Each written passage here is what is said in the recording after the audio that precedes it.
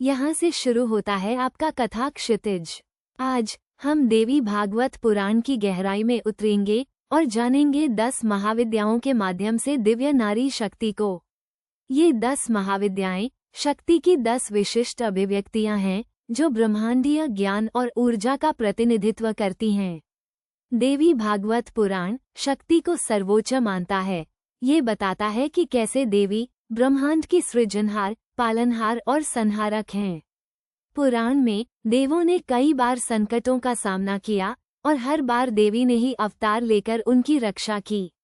एक समय की बात है जब देवताओं और असुरों के बीच भीषण युद्ध चल रहा था। असुर शक्तिशाली थे और देवताओं को पराजित करने की कगार पर थे।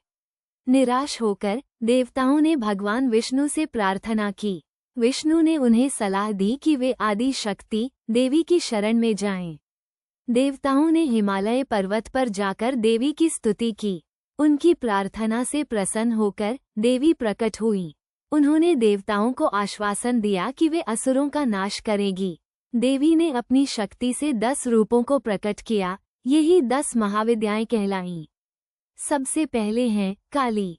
वो मृत्यु और परिवर्तन की देवी हैं। काली समय के प्रवाह को नियंत्रित करती हैं और नकारात्मक ऊर्जाओं का नाश करती हैं। उनका उग्र रूप बुराई को दूर करता है और भक्तों को सुरक्षा प्रदान करता है। दूसरी हैं तारा। तारा ज्ञान और बुद्धिमत्ता की देवी हैं। वे मार्गदर्शन प्रदान करती हैं और भक्तों को अज्ञान के अंधकार से बाहर निकालती हैं। उन्हें नील सरस्वती के नाम से भी जाना जाता है। तीसरी हैं त्रिपुर सुंदरी। वो सौंदर्य और प्रेम की देवी हैं। त्रिपुर सुंदरी आनंद और समृद्धि का प्रतीक हैं। उन्हें षोडशी भी कहा जाता है, जिसका अर्थ है 16 वर्ष की युवती। चौथी हैं भुवनेश्वरी। भुवनेश्वरी ब्रह्मांड की रानी हैं।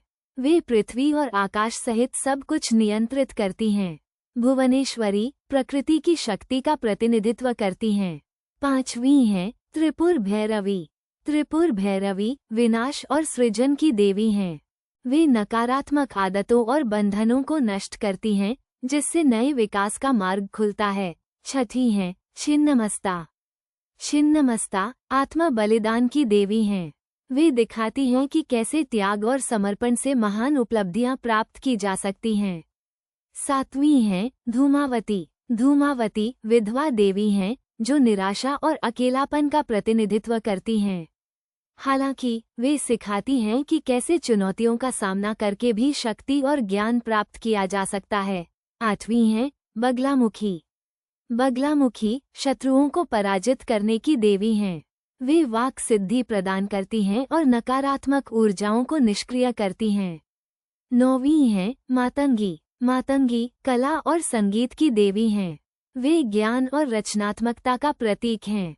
मातंगी वाणी और अभिव्यक्ति की शक्ति का प्रतिनिधित्व करती हैं। और 10वीं हैं कमला।